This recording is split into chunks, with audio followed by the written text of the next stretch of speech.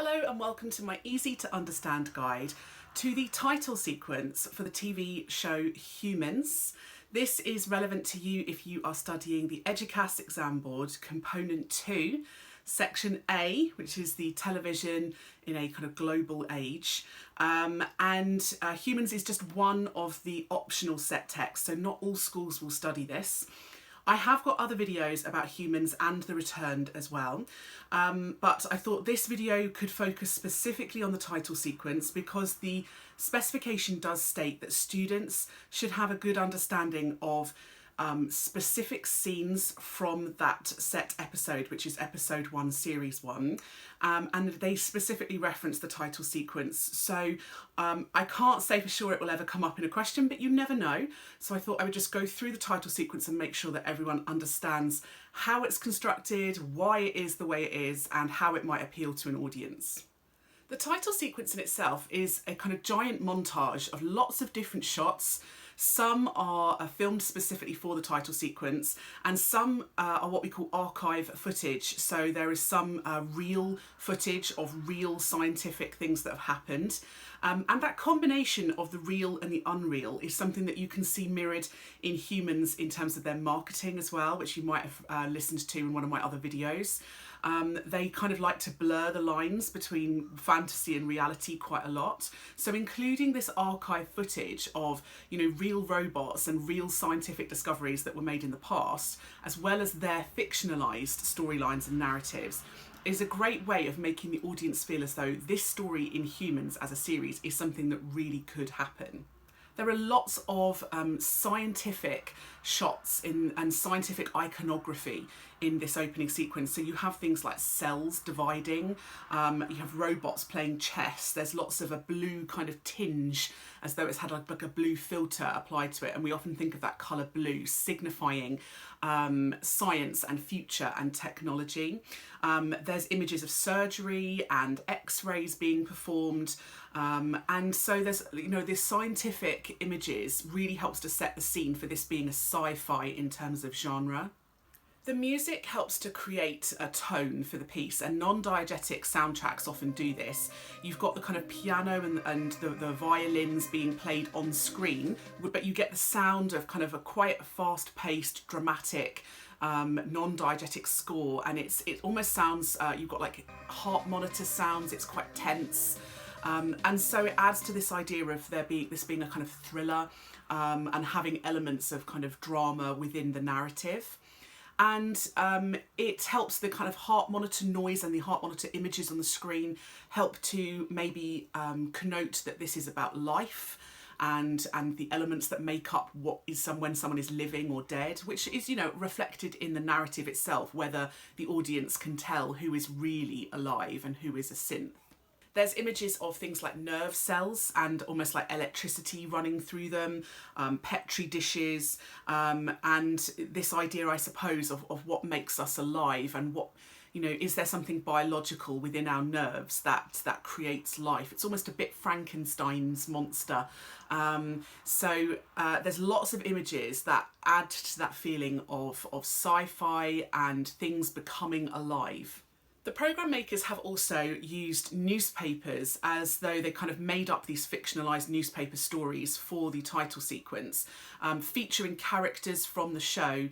And I suppose the idea is it's setting the scene, it's adding this idea of verisimilitude. It means like reality, it makes it feel more real because it feels like we're reading real newspaper stories, so it adds to the realism. And it gives the audience a little bit of a backstory, if we're hearing or seeing snippets of a scientist who's created a robot, and then we're seeing newspaper stories about robots, malfunctioning and things like that. It's setting the scene and foreshadowing things that are going to go on. In some of those newspaper reports, the use of the words is a way of connoting to the audience that something is going wrong. They use the word threaten on one of the newspaper covers, as though robots or the synths are kind of threatening human culture somehow.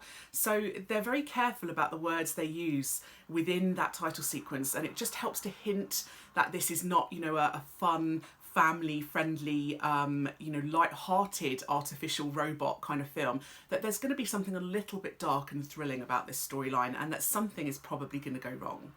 And don't forget that title sequence is so important because it comes quite early on within the show. It's within the first few minutes of the show starting. You need to grab people's attention and to make it clear what the rest of the show and the series is going to be about.